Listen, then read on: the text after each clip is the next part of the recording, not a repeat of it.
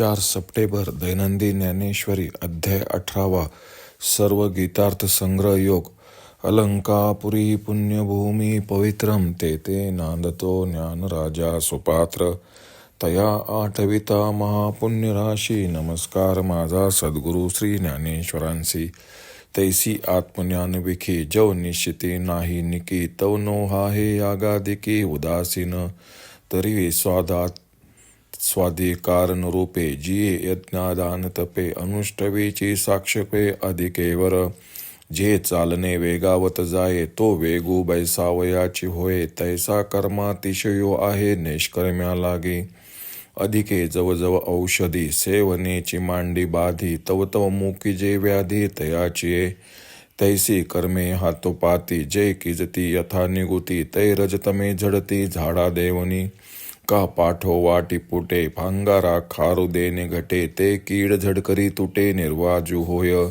तैसे निष्ठा केले कर्म ते झाडी करुणी रजतम सत्वशुद्धीचे धाम डोळा दावी म्हणून या धनंजया सत्वशुद्धी गिवसतिया तीर्थे ये सावाया आली कर्मे तीर्थे बाह्य मळू क्षाळे कर्मे अभ्यंतर उजळे एवं तीर्थे जान निर्मळे सत्कर्मेची तृषार्ता मरू देशी झळे अमृते वोळली तैसी की अंधा लागी डोळ्यासी सूर्यो आला बुडतया नदीच धावी नली पडतया पृथ्वीच कळवाळली निमतया मृत्यूने दिधली आयुष्यवृद्धी तैसे कर्मबद्धता मोमोक्षू सोडविले पंडुसूता जैसा रसरती मरता वाराखिला विषय तैसी एके हातवटिया कर्मे कीजती धनंजया बंधकेची सोडवावया मुख्य होती आता तेचे हातवटी तुझ सांगो गोमटी जया कर्मा ते किरीटी कर्मचिरुसे एतन्य पितु कर्मानी संगम त्यक्त्वा फलानी च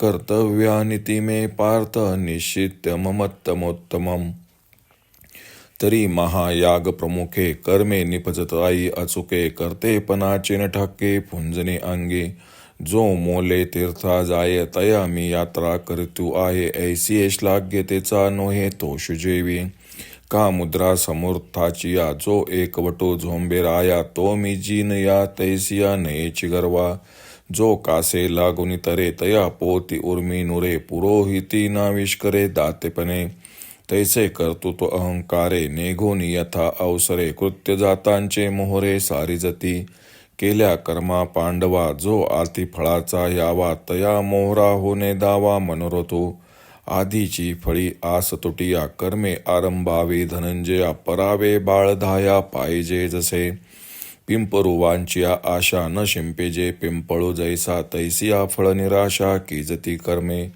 सांडोनी दुधाची टकळी गोवारी गावधेनु वेटाळी किंबहुना कर्मफळी तैसे कीजे ऐसी हे हातवटी घेऊन जे क्रिया उठी आपण आपुलिया गाठी लाहेची तो म्हणून फळी लागू झांडोनी देह संगो कर्मे करावी हा चांगो निरोप माझा जो जीवबंधे शिनला सुटके जाचे आपला तेने पुडत पुडतिया बोला आनन कीजे नियतस्य तू संन्यास कर्मनो नोपद्यते मोहातस्य परित्यागस्तामस परिकीर्तितः ना तरी अंधाराचे निरोखे जैसी डोळा रोविजती नके तैसा कर्मद्वेषे अशेके कर्मेची सांडी तयाचे ते कर्म सांडणे तै तामस पैमी म्हणेशी साराचे रागे लोटणे शिरची जैसे हागा मार्ग दुवाडीव होय तरी निस्तरीतील पाये का तेची खांडणी आहे मार्गापराधे भूकेलिया पुढे अन्न हो का भलतेसे ऊन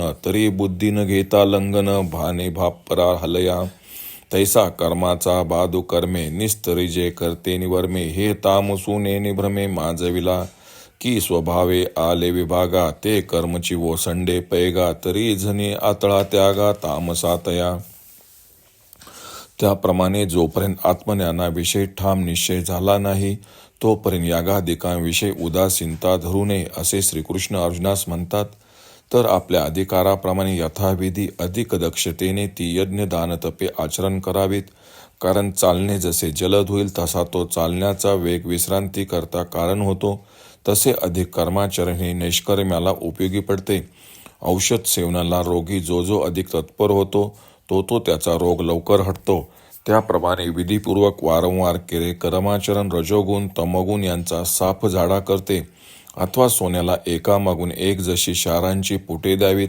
तसा त्याचा हिणकसपणा लवकर नाहीसा होतो व ते शुद्ध होते. तसे निष्ठेने केलेले कर्माचरण रजतमाचा नाश करून सत्वबुद्धीचा स्थानाचे दर्शन करून देते.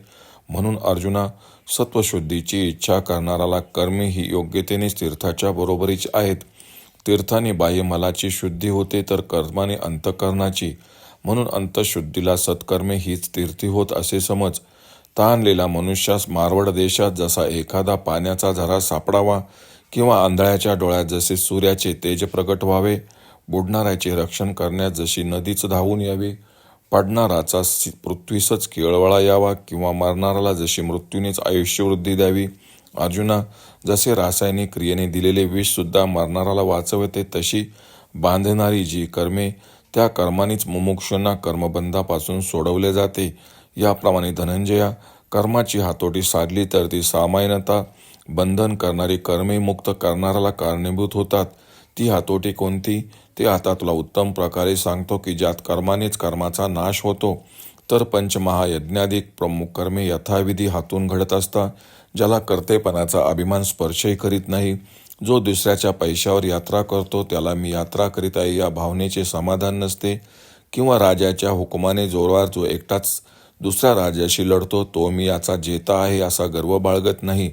जो दुसऱ्याची आधार धरून तरला त्याला मी पोहून आलो अशी ओरमी उठत नाही. किंवा यजमानाच्या वतीने दान धर्म करणाऱ्या उपाध्यायास आपणच दाते असा गर्व होत नाही. त्याप्रमाणे कर्माविषयी अभिमानाने येणारे कर्तृत्व न पत्करता जो यथाकाली व यथाविधी कर्माचे आचरण करतो.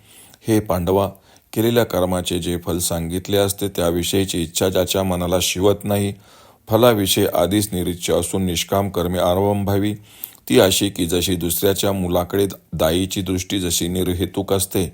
पिंपळाच्या आशेने जसे पिंपळाला पाणी घातले जात नाही, तसे फलाची आशा टाकून कर्मे करावीत.